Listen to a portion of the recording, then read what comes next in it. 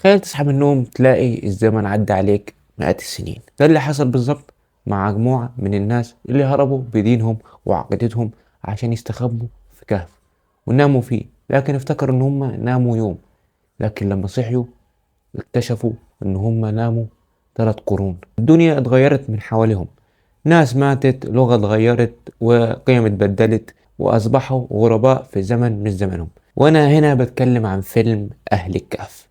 يمكن الفيلم ده واحد من الافلام اللي اتظلمت وقت عرضها، نظرا لان الفيلم نزل في موسم فيه كان ولاد رزق الجزء الثالث، وطبعا عارفين ولاد رزق دلوقتي في السوق ولما بينزل في السينمات الناس على طول بيبقى فيه اقبال شديد.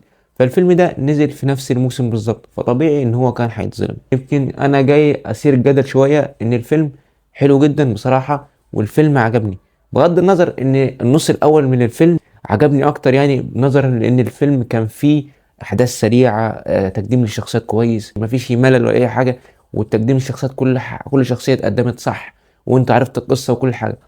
لكن نيجي في النص التاني حاسس ان الكاست ده هتحسه كده اللي هم احنا مستعجلين، عايزين نخلص الفيلم، عايزين يلا الوقت يعني بيسرقنا، عايزين نخلص الفيلم.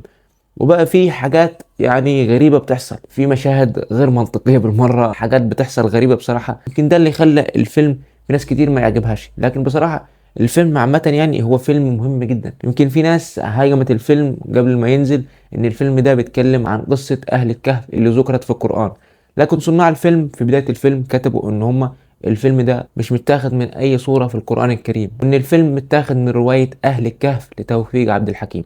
الفيلم بصراحة حاسه اندر ريتد جدا، انا لسه متفرج عليه من كام يوم وعجبني جدا. المعارك الحربية كانت متنفذة حلو جدا وهتستمتع بيها. يمكن الفيلم وقت ظهور احمد عيد اتحول كده بقى فيه كوميديا شويه، كسر حته الجد اللي كانت فيه. الفيلم بصراحه عجبني، يعني الفيلم حسيت ان هو اتظلم ما خدش حقه، ما حسيتش ابدا ان الفيلم سيء لدرجه ان الناس بتتكلم عليه تقول ده فيلم وحش ومش عارف ايه. قولوا لي انتوا رايكم ايه لو اتفرجتوا على الفيلم، هل الفيلم عجبكم ولا لا؟ وايه الحاجات اللي شايفينها مش حلوه في الفيلم؟ تتفقوا معايا في رايي ان الفيلم ده اندر ريتد جدا؟